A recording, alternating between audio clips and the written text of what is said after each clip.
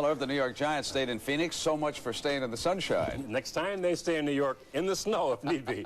Look at what's happening. The Rams, of course, are a desperate football team. They have to win today, and they have been storming and stomping after Phil Simms. Here comes Kevin Greene, almost tears his head off with that sequence right there. And Jim Everett, he'd been in a slump, but he comes alive. He's 18 of 24, 210 yards and 2 touchdowns. Here's the first one. Aaron Cox, 51 yards, and the owner, Georgia Frontiere, is watching on the sideline, and she says how sweet it is. Now a turnover, she's got another chance. Everett back, and it's Flipper Anderson for 21 yards. And the Rams are all over the Giants, and of course there's significance here for the San Francisco 49ers. They could wind up with football's best record if they hold on. Now we want to talk about the 49ers in Atlanta. More specifically, we want to talk about the Neon Man, Deion Sanders, here in this game. Now the bright spot for Atlanta, the 3 points, here's Chris Miller. What a splendid all-around athlete he is. In case you joined the game late, Paul McFadden pulled a muscle warming up, so he pressed into service his quarterback. Chris's parents at the game, and they certainly enjoyed that. Then it was Montana on this hitch to Jerry Rice. And what about Deion Sanders here, Irv? Well, here's one of the plays you want to take a look at closely. Sanders, number 21, closing in on Rice. Hits him high across the helmet. Rice goes in for the score, but there's no penalty call there. Now, right after that, it was the big fella, Charles Haley, scooping up the fumble and scoring his first career touchdown. And then again, we focus in on the Neon Man. You know, Montana this time going to number 30, Keith Henderson, a rookie out of Georgia, takes the pass and scoots along the far sideline. Now, Neon does a great job pursuing his play. Deion gets there and whack, hits him high across the head. This time they call him for a personal foul. The flag goes down, and he's assessed a penalty. Yeah, the rule book's pretty specific about delivering a blow to the head. Anytime you get above the shoulder pad and to the head, it's an automatic personal foul. Absolutely, and it should be called. Okay, Dallas and Phoenix. Now, we showed you that update, I believe. Tim McDonald intercepting Troy Aikman. Cardinals go up 7-6. All right, now let's move you to the subsequent drive. Irv? Aikman dropping back, finding Kelvin Martin in the end zone for the score. The beauty about this drive, though, Brent, was he came off that interception, shook it off, and bang, put his club in for the touchdown. AFC game, and it's a good one. And Cleveland having some resistance from Seattle out in the Kingdome, tied at 7. They're into the third quarter there, and we'll continue right after these messages from your local stations.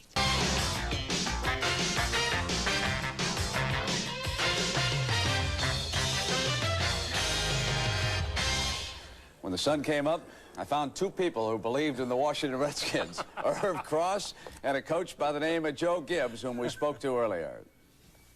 Hopefully, somehow, at some place in here, we're going to turn it around. We've been on the top. We're now on the bottom, more or less, and we got to try and find a way back, and hopefully that's through hard work and being determined and committed. And the Redskins came out fighting. The Eagles were able to cross midfield only 3 times in this game. And Doug Williams didn't play like he did last Sunday night. There's a 4th down catch by Jimmy Johnson. But the key play in the game was probably right here in the third quarter. The Eagles were on the move. Cunningham is flushed, and instead of throwing it away, he tries to force it. Kurt Gavia with a big interception there for the Skins. And Washington wins its biggest game of the year of 10-3.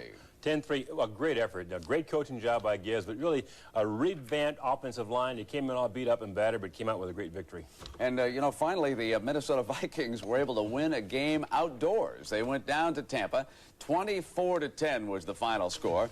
Vinny Testaverde made it close late on this touchdown pass to James Wilder. Well, you know, Bob Schnelker's under fire. He's the offensive coordinator, all right?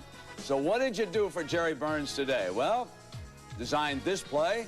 That was good for an early touchdown. And then late, a long scoring drive against Ray Perkins, and Herschel Walker up over the top, and the Minnesota Vikings protect their lead in the NFC Central Division 24-10. Green Bay and Detroit. Don Majkowski put it up 59 times for the Packers, but no magic today because of Walter Stanley.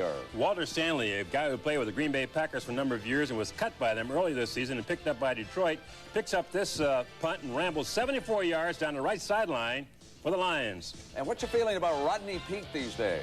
Rodney Peete's a very exciting quarterback. He has a complicated offense to run this run and shoot, but he's perfectly suited for it. Rolls off to his left there for the touchdown. Johnson, the main man. Meanwhile, for the Chicago Bears, you know, when the Pittsburgh Steelers lose, they do it in style, don't they? They have been shut out 3 times today. Now, watch this interception. Bubby Brister had thrown 179 passes without an interception when that one was picked off by Stinson, and it set up a Chicago Bear touchdown.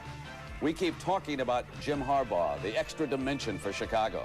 He ran for a touchdown, then he dropped this one off to Brad Buster. Does a good job. No one open up field, dumps it off to his running back, and he's in for the score. All right. How about the Denver Broncos and John Elway? You know, his numbers are not flashy, but he does get the W. And on their last drive, he was 4 of 4 for 62 yards. Christian Okoye did not play. Injured thigh.